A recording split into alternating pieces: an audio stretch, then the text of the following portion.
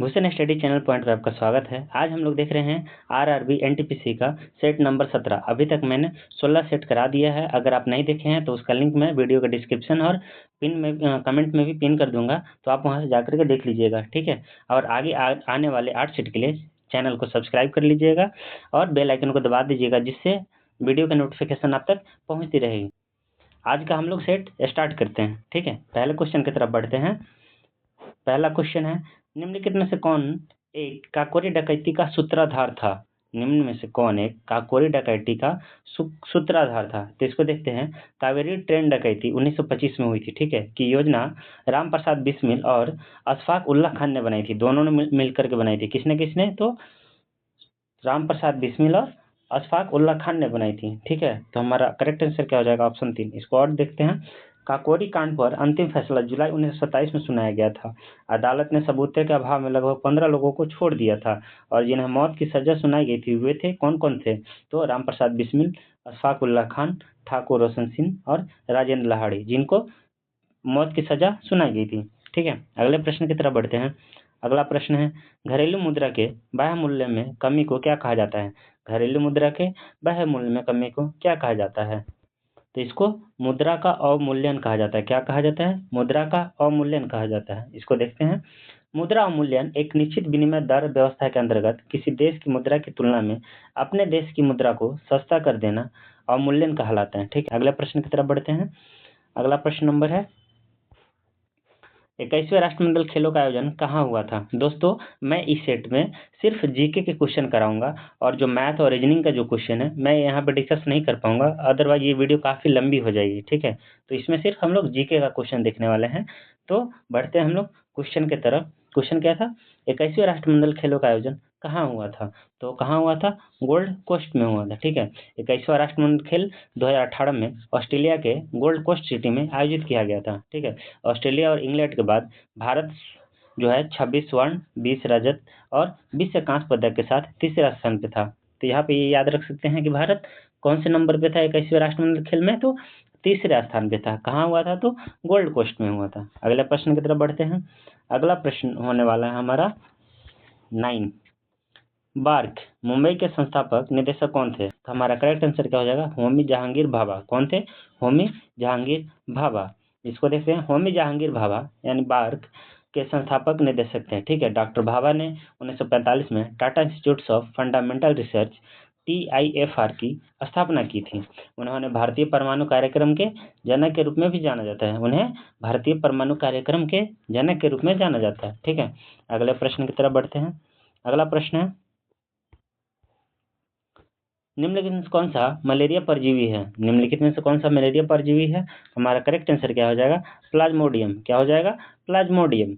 Malaria Plasmodium परजीवी के कारण होता है। परजीवी संक्रमित मच्छरों के काटने से मनुष्य में फैल सकता है। विश्व का प्रथम मलेरिया टीका ब्रिटिश औषधि निर्माता company GSK Glaxo Smith Kline ने RTS/AS01 नामक बनाया था, ठीक है। आधिकारिक रूप से WHO ने इसे मान्यता भी दी थी, ठीक है। अगले प्रश्न की तरफ बढ़ते हैं। अगला प्रश्न है, निम्नलिखित में से कौन सा लाभकारी कीट नहीं है? निम्नलिखित में से कौन सा लाभकारी कीट नहीं है? तो इसमें क्या है? दीमक। दीमक जो है लाभकारी कीट नहीं है। यह क्या करता है? लकड़ी में जमा होकर के लकड़ी को नुकसान पहुंचा देता है, उसको खत्म कर देता है। अगले प्रश्न की तरफ बढ़ते हैं। अगला प्रश्न है, उस वर्णक का नाम बताइए जिसकी वजह से पौधों का रंग हरा होता है। तो क्लोरोफिल वर्णक। कौन सा वर्णक? तो क्लोरोफिल। क्लोरोफिल वर्णक के कारण पौधों का रंग हरा होता है। अगले प्रश्न की तरफ बढ़ते हैं। अगला प्रश्न हमारा होने वाला है, इनमें से दक्षिण अफ्रीका के किस रेलवे स्टेशन पर प्रथम श्रेणी का डब्बा छोड़ने से मना करने पर गांधी जी को रेलगाड़ी से बाहर फेंक दिया गया था? तो कहाँ हुआ था? पीटर मर्ट्सबर्ग में हुआ था। पीटर मैरिट्सबर्ग में हुआ था, ठीक है। तो दक्षिण अफ्रीका के पीटर मैरिट्सबर्ग रेलवे स्टेशन पर गांधी जी को ट्रेन से धक्का दे दिया गया और वहां से सत्याग्रह का आरंभ हुआ था। सत्याग्रह का आरंभ कहाँ से हुआ था? तो दक्षिण अफ्रीका से हुआ था, ठीक है। अगले प्रश्न की तरफ बढ़ते हैं, जो कि होने वाला है 22 नंबर। अगला प्रश्न है, स्वच्छ भारत अभियान के संबंध में निम्नलिखित में से कौन सा विकल्प सही है? स्वच्छ भारत अभियान के संबंध में निम्नलिखित में से कौन सा सही है? तो स्वच्छ भारत कब स्टार्ट हुआ था? तो 2 अक्टूबर 2014 को शुरू हुआ था। किन्होंने किया था? तो प्रधानमंत्री मोदी जी ने स्टार्ट करवाया था। कब हुआ था? तो इसे 2014 में प्रधानमंत्री नरेंद्र मोदी द्वारा शुरू किया गया था। ठीक है, मिशन का उद्देश्य सार्वभौमिक स्वच्छता को प्राप्त करना था। इसका उद्देश्य स्वच्छता अभ्यास को प्रोत्साहित करना था। इसमें 2 उप मिशन शामिल हैं, स्वच्छ भारत मिशन ग्रामीण और स्वच्छ भारत मिशन शहरी। ठीक है, शहरी और ग्रामीण दोनों इसमें शामिल हैं। अगले प्रश्न की तरफ बढ़ते हैं। अगला प्रश्न है, व्यावसायिक लॉन्च से पहले कंप्यूटर सॉफ्टवेयर का परीक्षण कहलाता है। व्यावसायिक लॉन्च से पहले कंप्यूटर सॉफ्टवेयर का परीक्षण क्या कहलाता है? हमारा करेक्ट आंसर हो जाएगा बीटा टेस्ट कहलाता है। बीटा परीक्षण वह चरण है जिसके पश्चात किसी सॉफ्टवेयर को आम जनता के लिए इस्तेमाल के लिए जारी कर दिया जाता है। अगला प्रश्न देखते हैं, निम्नलिखित में से कौन सा रसायन गैस ग्रीन हाउस प्रभाव उत्पन्न होने के लिए उत्तरदायी है? कौन सा जो ग्रीन हाउस गैस है जो रसायन उत्पन्न करने के लिए उत्तरदायी है? तो हमारा करेक्ट आंसर क्या हो जाएगा? जलवाष्प, CO2 और CFCS। जलवाष्प, CO2 और CFCS, क्लोरोफ्लोरोकार्बन बोलते हैं CFCS को। ठीक है, तो पृथ्वी की ग्रीन हाउस गैसें वातावरण में ऊष्मा को संघनित करती है और पृथ्वी को गर्म करती है। ग्रीन हाउस प्रभाव के लिए जिम्मेदार मुख्य गैसों में carbon dioxide, chlorofluorocarbon, methane, nitrous oxide और जल वाष्प शामिल है। बढ़ते हैं अगले प्रश्न की तरफ। निम्नलिखित में से कौन सा कभी भी संयुक्त राष्ट्र का महासचिव नहीं बना? निम्नलिखित में से कौन सा संयुक्त राष्ट्र का महासचिव नहीं बना? तो हमारा करेक्ट आंसर क्या हो जाएगा? लुईस फ्रेस्ट। लुईस फ्रेस्ट जो है यूएनओ का महासचिव नहीं बना था। देखते हैं क्या है। लुईस फ्रेस्टस संयुक्त राष्ट्र के पहले उप महासचिव थे। कौन थे ये? तो उप महासचिव थे। अगले प्रश्न की तरफ बढ़ते हैं।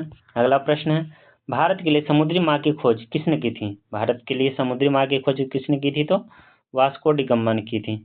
वास्को डी गामा ने किया था। वास्को डी गामा ने वर्ष 1498 में भारत के लिए समुद्री मार्ग की खोज की थी। उन्होंने लिस्बन, पुर्तगाल से अपनी यात्रा आरंभ की और केरल के कोझिकोड कालीकट में भारत की पश्चिमी समुद्री तट पर पहुंचे। ठीक है, अगले प्रश्न की तरफ बढ़ते हैं। अगला प्रश्न है, लिंकनशायर में विश्व में सबसे लंबी अंतर समुद्री पावर केबल का निर्माण कार्य शुरू हो चुका है, जिसे ब्रिटेन और किस देश के बीच नवीकरणीय ऊर्जा साझा करने के लिए दोनों देशों के बीच बिछाया गया है? तो यह ब्रिटेन और किस देश के बीच बिछाया गया है? तो डेनमार्क के लिए बिछाया गया। ब्रिटेन और डेनमार्क के बीच में।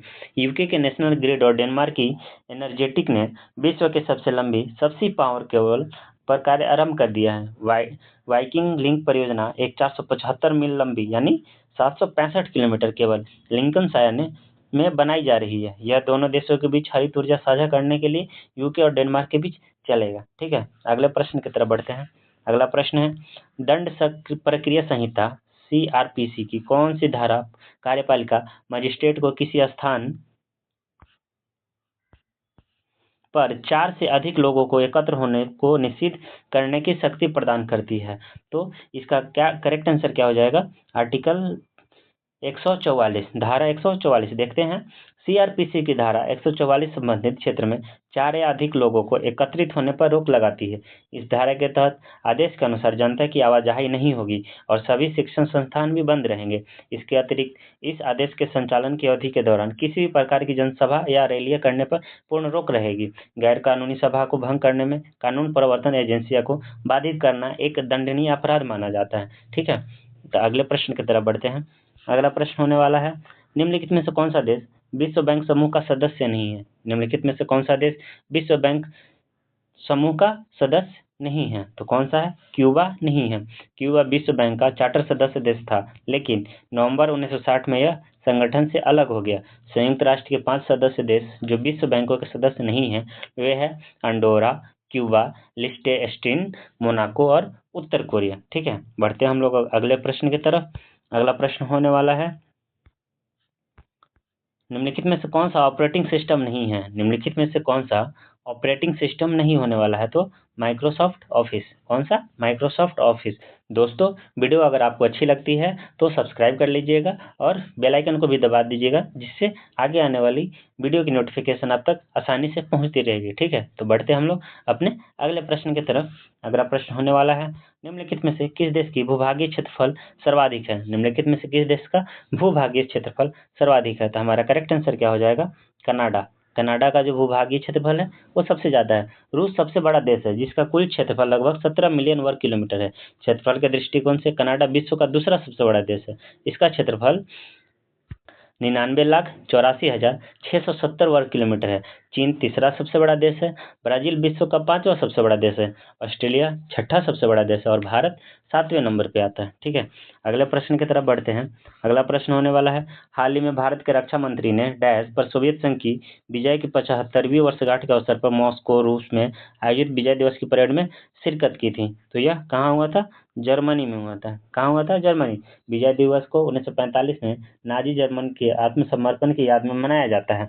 रूस द्वारा नाजियों पर जीत की 75वीं वर्षगांठ मॉस्को में मनाई गई। इसका आयोजन नाजियों पर जीत का जश्न मनाने के लिए आयोजित किया गया था। ठीक है, देखते हैं हम लोग अगले प्रश्न की तरफ। अगला प्रश्न होने वाला है, भारत में वस्तु एवं सेवा कर जीएसटी के अधीन आने वाले 4 दरें कौन सी है? तो इनमें से कौन कौन सी है? तो 5% है, 12% है और 28% है। कौन कौन सी है? 5%, 12% और 18% और 28% है। भारत में विभिन्न वस्तु और सेवाओं के लिए जीएसटी दर को 4 स्लैबों में बांटा गया है। यह स्लैब है 5%, 12, 18 और 28% है। वस्तु एवं सेवा कर जीएसटी क्या है? एक अप्रत्यक्ष कर है जो कब से लागू हुई है? 1 जुलाई 2017 से भारत में लागू हुई है। ठीक है, हम अपने अगले प्रश्न की तरफ बढ़ते हैं। अगला प्रश्न है, निम्नलिखित में से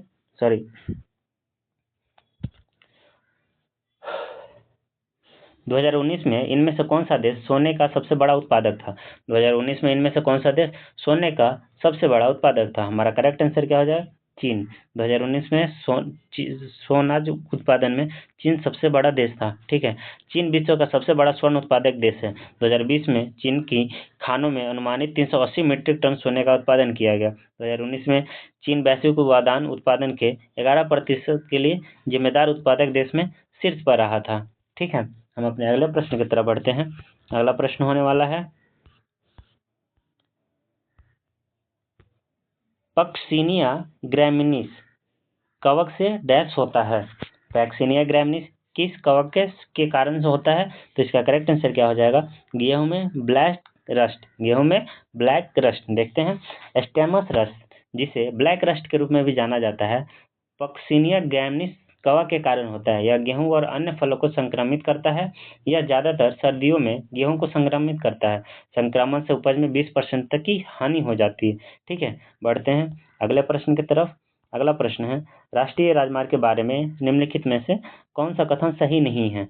इनमें से कौन सा कथन राष्ट्रीय राजमार्ग के बारे में सही नहीं है? तो इसको देखते हैं पहले डिटेल में कि राष्ट्रीय राजमार्ग जो 8 है असम में करीमगंज से त्रिपुरा के सबरूम तक जाता है। ठीक है, और NH 48 जो है दिल्ली, हरियाणा, राजस्थान, गुजरात, महाराष्ट्र, कर्नाटक और तमिलनाडु राज्यों से होकर गुजरता है। दिल्ली और मुंबई को जोड़ने वाले NH 8 के नाम बदलकर NH 48 कर दिया गया है। भारत का सबसे लंबा राजमार्ग NH 44 है और यह श्रीनगर से कन्याकुमारी शहरों तक जाता है। सबसे छोटा राजमार्ग जो है NH 118 के साथ साथ NH 548 भी है। तो हमारा यहाँ पे NH जो 8 है ना, यह सबसे छोटा राष्ट्रीय राजमार्ग नहीं है। तो हमारा आंसर हो जाएगा 1 नंबर। NH 8 नहीं है, कौन सा है? NH 118 के साथ साथ NH 548 जो है सबसे छोटा NH है। ठीक है, बढ़ते हैं अगले प्रश्न की तरफ, जो कि अगला प्रश्न होने वाला है 47। ठीक है, भारत सरकार ने तीव्र गति से सभी बच्चों और गर्भवती महिलाओं को पूर्ण प्रतिरक्षण कवरेज प्रदान करने के लक्ष्य की प्राप्ति हेतु दिसंबर 2014 में कौन सा मिशन शुरू किया गया था? तो कौन सा मिशन शुरू हुआ था? मिशन इंद्रधनुष। मिशन इंद्रधनुष 25 दिसंबर 2014 को केंद्रीय स्वास्थ्य मंत्री JP नड्डा द्वारा शुरू किया गया था। इसका उद्देश्य उन सभी बच्चों को शामिल करना है जिनका या तो टीकाकरण नहीं है या उन्हें टीके से बचाव योग्य बीमारियों हेतु आंशिक रूप से टीका लगाया गया था। ठीक है, बढ़ते हम लोग अपने अगले प्रश्न की तरफ।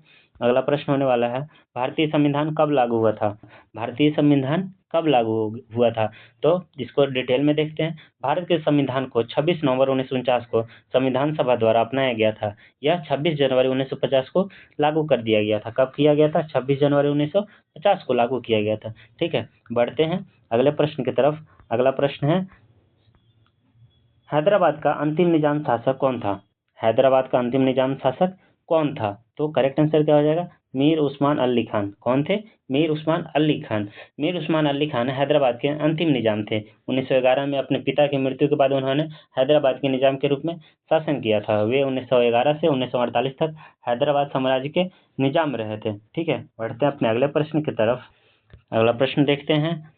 एक दुर्बल अम्ल का विलयन एवं इसका लवण कहलाता है। एक दुर्बल अम्ल का विलयन एवं इसका लवण क्या कहलाता है? तो प्रतिरोधी विलयन कहलाता है। क्या कहलाता है? प्रतिरोधी विलयन कहलाता है। बफर एक जलीय घोल है जिसमें कमजोर अम्ल और उसका संयुक्ति आधार या दुर्बल क्षार और उसका संयोगी अम्ल होता है। एक बफर घोल को pH buffer, hydrogen ion buffer भी कहा जाता है। बफर का उपयोग स्थिर पीएच को बनाए रखने के लिए किया जाता है क्योंकि वे बेस के अतिरिक्त एसिड की छोटी मात्रा को बेअसर कर सकते हैं। मानव शरीर में रक्त एक बफर घोल है। यहाँ पे याद करने वाला पॉइंट क्या है? मानव शरीर में रक्त क्या है? एक बफर घोल है। ठीक है, आगे बढ़ते हैं, अगला प्रश्न देखते हैं। किस वास्तुकार ने मुंबई स्थित गेटवे ऑफ इंडिया को डिजाइन किया था? किस वास्तुकार ने मुंबई स्थित गेटवे ऑफ इंडिया को डिजाइन किया था? तो जॉर्ज विटेट। किसने किया था? George Wittet. Gateway of India का वास्तुशिल्प डिजाइन वास्तुकार जॉर्ज विटेट द्वारा तैयार किया गया था। अंतिम डिजाइन को 1914 में मंजूरी दे दी गई थी। स्मारक का निर्माण कार्य 1924 में पूरा भी हो चुका था। ठीक है, बढ़ते हैं अगले प्रश्न की तरफ। भारत के इनमें से किस राज्य की सीमा नेपाल से नहीं जुड़ी है? कौन सा राज्य जो है उसका सीमा जो है नेपाल से नहीं जुड़ा है? तो त्रिपुरा का नहीं जुड़ा है, उत्तराखंड भी जुड़ा है, बिहार भी जुड़ा है और उत्तर प्रदेश भी जुड़ा है। अगला प्रश्न देखते हैं हम लोग। अगला प्रश्न है, दिहंग पटकई वन्यजीव अभयारण्य कहाँ स्थित है? दिहंग पटकई वन्यजीव अभयारण्य असम में स्थित है। कहाँ स्थित है? तो असम में स्थित है। ठीक है, इसे 13 जून 2004 को वन्यजीव अभयारण्य घोषित कर दिया गया था। 13 जून 2004 को वन्यजीव अभयारण्य घोषित कर दिया गया था। ठीक है, बढ़ते हैं अपने अगले प्रश्न की तरफ। अगला प्रश्न है, यदि किसी लेंस की फोकस दूरी 25 सेंटीमीटर है तो उसकी लेंस की क्षमता कितनी होगी? तो 4 डायोप्टर होगी। कितनी होगी? 4 डायोप्टर होगी। अगला प्रश्न देखते हैं। लंदन में आयोजित प्रथम गोलमेज सम्मेलन के दौरान ब्रिटिश प्रधानमंत्री कौन थे? जो पहला गोलमेज सम्मेलन जो आयोजित किया गया था उसके प्रथम सम्मेलन के दौरान वहाँ के प्रधानमंत्री कौन थे? तो कौन थे? रैमसे मैकडोनाल्ड थे। कौन से? रैमसे मैकडोनाल्ड थे। ठीक है, अगला प्रश्न देखते हैं। अगला प्रश्न है, निम्नलिखित में से कौन सा सम्मिलित नहीं है? निम्नलिखित में से कौन सा सम्मिलित नहीं है? तो हमारा करेक्ट आंसर क्या हो जाएगा? टिहरी बांध जो है महाराष्ट्र में नहीं है। टिहरी बांध महाराष्ट्र में नहीं है, यह उत्तराखंड में है। कहाँ पे है टिहरी बांध? उत्तराखंड में है। देखते हैं और हीराकुंड बांध उड़ीसा करेक्ट है। सरदार सरोवर बांध गुजरात करेक्ट है। भाखड़ा बांध हिमाचल प्रदेश करेक्ट है। टिहरी बांध हम लोग भी याद रखेंगे कहाँ पे है? तो उत्तराखंड में है। ठीक है, बढ़ते हैं अगले प्रश्न की तरफ। भारतीय संविधान का कौन सा अनुच्छेद शोषण के विरुद्ध अधिकार से संबंधित है? ऑप्शन देखते हैं क्या है? अनुच्छेद 14, 21, 23, 19। तो हमारा करेक्ट आंसर क्या हो जाएगा? अनुच्छेद 23। देखते हैं, भारतीय संविधान का अनुच्छेद 23 शोषण के विरुद्ध अधिकार से संबंधित है। अनुच्छेद 23 स्पष्ट रूप से मानव तस्करी, बलात्श्रम और अपराधीकरण का निषेध करता है। संविधान का अनुच्छेद 19 अभिव्यक्ति की स्वतंत्रता प्रदान करता है। ठीक है, बढ़ते हैं हम लोग अगले प्रश्न की तरफ। अगला प्रश्न है, मंगल ग्रह के अंतरिक्ष भाग के गहन अध्ययन के लिए नासा द्वारा निम्नलिखित में से किस मिशन की घोषणा की गई थी? कौन सा? मंगल ग्रह के लिए किस मिशन की घोषणा की गई थी? तो इनसाइट मिशन का। किस मिशन का? इनसाइट मिशन का। किसके द्वारा? तो नासा के द्वारा। किसके द्वारा की गई थी? तो नासा के द्वारा की गई थी। बढ़ते हैं हम लोग अगले प्रश्न की तरफ। अगला प्रश्न है, निम्नलिखित में से किस भारतीय युगल के मिस यूनिवर्स का खिताब जीता? निम्नलिखित में से किस भारतीय युगल ने मिस यूनिवर्स का खिताब जीता था? तो हमारा करेक्ट आंसर क्या हो जाएगा? सुष्मिता सेन और लारा दत्ता ने। किसने किसने? सुष्मिता सेन और लारा दत्ता ने। अगले प्रश्न की तरफ बढ़ते हैं। अगला प्रश्न है, वर्ष 2019-20 में इनमें से कौन सा राज्य भारत का सबसे बड़ा कपास उत्पादक राज्य था? गुजरात। क्या था? गुजरात था। अगला प्रश्न देखते हैं, कोबोल का पूरा नाम क्या होता है? कोबोल का पूरा नाम क्या होता है? तो कॉमन बिजनेस ओरिएंटेड लैंग्वेज होता है। क्या होता है? कॉमन बिजनेस ओरिएंटेड लैंग्वेज होता है। ठीक है, यहाँ पे याद रख सकते हैं कॉमन बिजनेस ओरिएंटेड लैंग्वेज होता है। ठीक है, अगला क्वेश्चन देखते हैं। अगला क्वेश्चन होने वाला है, भारत का पैंथन जल विद्युत परियोजना कहाँ स्थित है? भारत का पैंथन जल विद्युत परियोजना कहाँ पे स्थित है? तो महाराष्ट्र में स्थित है। कहाँ है? महाराष्ट्र में स्थित है। दोस्तों, जीके का प्रश्न यहीं पे खत्म होता है। अगर आपको वीडियो अच्छी लगती है चैनल को सब्सक्राइब कर लीजिएगा, वीडियो को लाइक कर दीजिएगा और बेल आइकन को भी दबा दीजिएगा, जिससे वीडियो की आने वाली नोटिफिकेशन आप तक पहुंचती रहेगी। ठीक है, तो मिलते हैं हम लोग अगले सेशन पार्ट 18 में। ठीक है, धन्यवाद।